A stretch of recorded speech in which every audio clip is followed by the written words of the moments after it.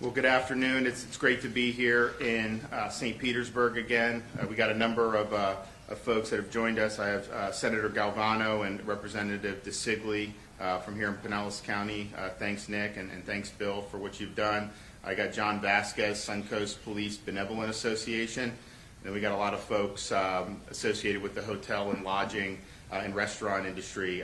Danette Lynch, Florida Restaurant and Lodging Association, Mary Beth Hansen, owner of Paradise Grill, JT Corrales, Operations Director for Krabby Bill's, Eric Potts, General Manager, Bella's Italian, Heather Dawkins, Senior Manager, The Canopy at Birchwood.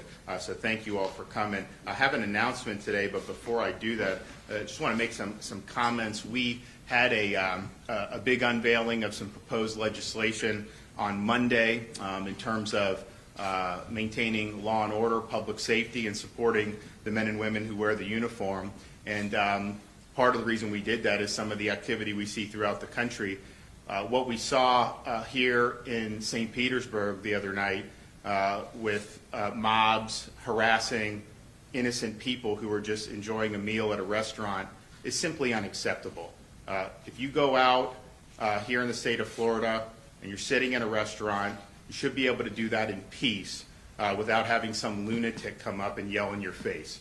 I think that should be dealt with anyways, but our legislation will certainly do that. It's simply unacceptable to allow that type of behavior here in the state of Florida. And so for those law-abiding men and women who just want to live their lives, we got your back. More help is on the way. Today's announcement is something that we discussed a little bit yesterday. We had a Zoom roundtable with some real esteemed scientists from Stanford Medical School and Harvard Medical School discussing a whole range of issues about the COVID-19 pandemic, but also specifically some of the mitigation measures in terms of businesses that have been done. In the state of Florida, we probably are the most open big state in the country. I mean, if you look, we've had theme parks operating for many months. Of course, the beaches, hotels, restaurants. We had some places in the Panhandle that had record summers. Other places did well. Some other places were a little slower, partially because of local restrictions. Some of them just from the natural lag in tourism that we've seen. But I think we've been able to put a lot of people back to work over the last few months. And then obviously have more to do. So today we have a lot of folks from the restaurant industry. They've been working very hard, have had operating under 50% capacity indoors. They've been doing a lot outdoors, but in Florida over the summer, that's not always the easiest. That will get a little bit better going forward as the weather cools. But in the state of Florida, we are today moving into what we initially called Phase 3. And what that'll mean for the restaurants is that there will not be limitations from the state of Florida. And in fact, we're also cognizant about the need for business certainty. There have been some local closures and other types of restrictions. And so the order that I'm signing today will guarantee restaurants operate, will not allow closures. They can operate at a minimum of 50% regardless of local rule. And then if a local restricts between 50 and 100, they've got to provide the justification and they've got to identify what the costs are involved with doing that are. And I think that's important. This is a very difficult industry to succeed in. The margins aren't great. And if you go back to March, we were told 15 days to slow the spread. So that was, in Florida, we followed that. It was no dining restaurants, the bars, the gyms, no elective procedures, some of these things. And then they said, well, you know what, we need another 30 days. So 30 days to slow the spread. So we did that as well. And yet you have some people say, well, you can never do full what you want to do until there's a vaccine. Well, we don't know, hopefully. But now people are saying, hey, even if there's a vaccine, it's still going to take another year before you can operate appropriately. And I don't think that's viable. I don't think that is acceptable. And so I think that this will be very, very important to the industry. And it also will be a recognition that they have worked as hard as anybody to create safe environments. In fact, the idea that government dictating this is better than them making these decisions so that their customers have confidence, I think is misplaced. And I've gone to many restaurants over the last many months, and they take this obligation seriously. They want customers to have confidence, and so they have every incentive to want to do that going forward.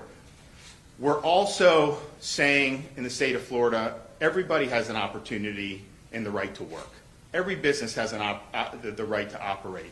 You know, some of the locals may be able to, they can do reasonable regulations, but you can't just say no.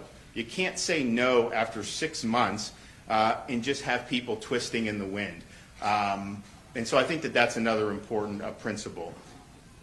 If you looked at what we did yesterday and listened to some of those experts, it's pretty clear that we use our resources best when we focus them on the people that are most vulnerable to COVID-19. And I think that that's readily apparent that that's the elderly population. CDC recently revised and put out a new best estimate for the fatality rate for infections. An estimation, not cases, because there are way more infections than documented cases. And here's what they have.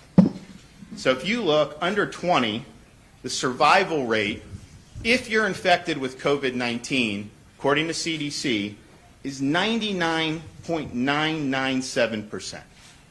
If you're between 20 and 49, the survival rate is 99.98%. So under 50, that is less than seasonal influenza in terms of the severity. Now, when you get to 50 or 69, 99.5%, that's more severe than seasonal influenza. It's probably real severe, probably akin to a real severe flu. And then, of course, 70 plus, 94.6% survival rate. That is really, really significant, and that is where most of the hospitalizations and the mortality have come. And so those experts agreed, and we've always tried to do this in Florida, and we're going to continue. But our focus is really going to be on those folks who are most at risk. Part of that is what we're doing with long-term care and nursing homes, but really it goes beyond that into the broader senior community. We're going to be able to do more things with some of the new testing that's come out. But then, of course, also knowing your risk and being able to govern yourself accordingly, which many folks in that age group have done a really good job of in Florida over the last many months. So that's what we're looking at. So rather than trying to close things, what you want to do is have an age-specific strategy that really focuses on mitigating exposures and mitigating infections from the people that are the most at risk for this. And so if you take a step back and look at where Florida is in terms of the COVID-19 pandemic, from July, at the beginning of July was the peak of infections. The ED visits peaked between July 7th and July 14th. Kind of a plateau, and then it's kind of gone down ever since. The hospitalizations peaked on July 21st. So that's over 2 months ago. And what have we seen since the third week of July? We've actually seen more economic activity, more interaction. Schools have opened. All the theme parks are open. More people have visited. And what has happened with hospitalizations? COVID-positive hospitalizations are down 76%. Since the July peak. ICU hospitalizations are down 72% since the July peak. Daily admissions for people getting admitted for either confirmed or suspected COVID has declined by 81% since that mid-July peak. And the ED visits for COVID-like illness are down close to 80% as well. Here in Pinellas County, I think in many ways Pinellas saw the increase hit before some of the other parts of the state. And they've definitely seen the decline go down quicker than many other parts of the state. The number of tests, the percentage of tests that come back positive in Pinellas County has been below 4% for 2 weeks. And if you know anything about these PCR tests, at least 1% are probably just false positives. Some of the other ones, if the people aren't symptomatic, may be picking up dead virus. That's a very low number for Pinellas County.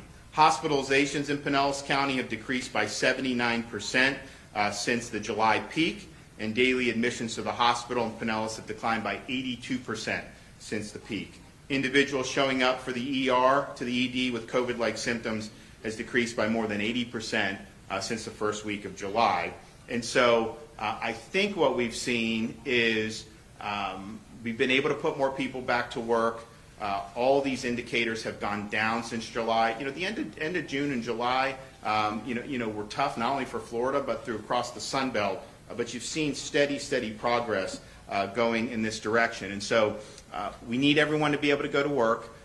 We need people to be able to be in school. We have over 1.1 million students who are in person having instruction. We've had schools open since at least August 11th in parts of the state, and certainly at least a month almost every place in the state except southern Florida, although Palm Beach County is open for in-person, and Broward and Miami-Dade are going to start soon.